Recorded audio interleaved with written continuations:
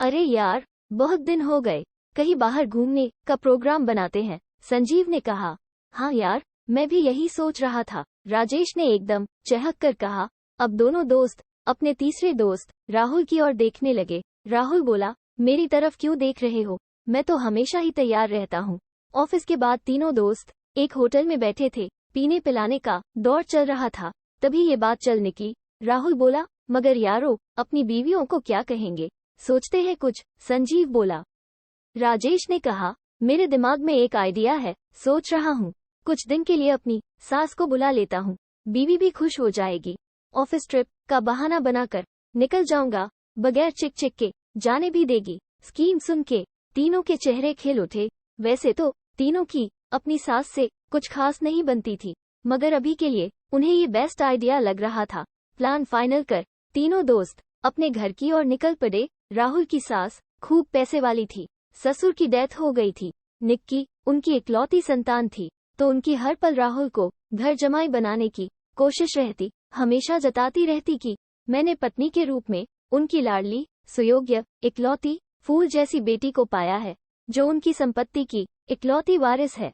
उनका मुझ पर पूरा हक है, और मेरा उनके प्रति फर्ज ही फर्ज, अपने माता पिता के प्रति चाहे हो न हो। राहुल घर पहुंचा तो निक्की बड़े अच्छे मूड में थी।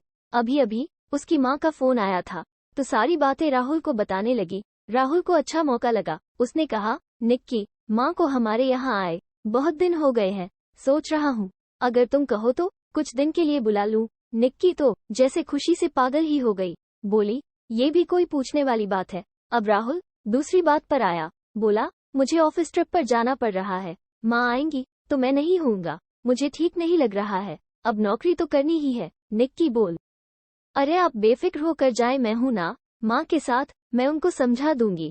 उसी समय माँ की टिकट बुक करा दी गई।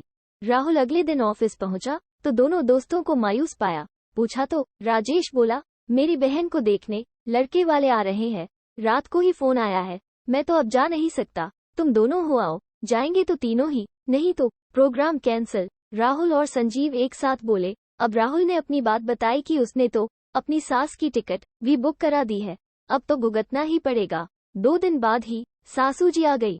आते ही उनका राहुल को घर जमाई बनाने का अभियान शुरू हो गया।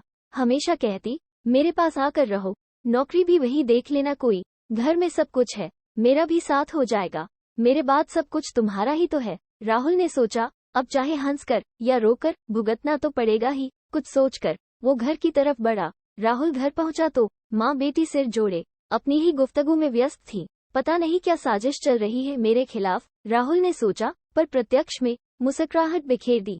अरे तुम जल्दी कैसे आ गए? निक्की उसे देख आश्चर्य से बोली, क्यों, क्या मैं जल्दी नहीं आ सकता? क्यों मम्मी जी? आखिर मम्मी जी के लिए भी तो मेरा कोई फर्ज बनता है। सोचता हूँ कुछ दिन का प्रोग्राम आसपास घूमने का बना लेते हैं, अच्छी आउटिंग हो जाएगी। क्या? निक्की आश्चर्यचकित रह गई। मम्मी जी अप्रोक्ष व परोक्ष रूप से जानती थी कि मम्मी जी के नाम पर राहुल घर से दूर रहने की कोशिश करता है। हाँ, कितनी मुश्किल से आ पाती है मम्मी जी, मैं तब तक फ्रेश होकर आता हूँ, तुम मम्मी जी के साथ मिलकर डिसाइड करो कि कहाँ चलना है। कहकर उन्हें आश्चर्यचकित छोड़ राहुल बेडरूम की तरफ चला गया। राहुल ने सोच लिया था कि समस्या से भागने का कोई फायदा नहीं है। कुछ दिनों तक इसी तरह चला, फिर सासू जी अपने घर को रुखसत हो गई। निक्की तो राहुल के नए रूप पर मोहित ही हो गई। कुछ दिन बाद एक दिन निक्की बोली, बहुत दिनों से मम्मी जी नहीं आई हैं, आपको तो कुछ ध्यान ही नहीं रहता उनका, अब मैं ही बात करती हूँ उनसे किसी दिन। अरे पर मम्मी जी तो अभी अभी रह कर गई हैं, अभी कैसे आएंगी? राहुल ने जानबूझकर अनजान बनकर कहा, मैं आपकी सास की नहीं, अपनी सास की बात कर रही थी।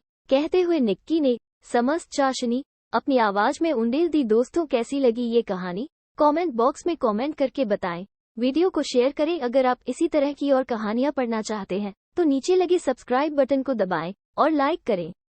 तो दोस्तों, मिलते हैं कल गुरजीत स्टोरीज कहानियां दिल से में जिंदगी के एक नए रंग के साथ, एक नई कहानी के साथ। Thanks for watching. सब्सक्राइब करते रहिए, जुड़े रहिए।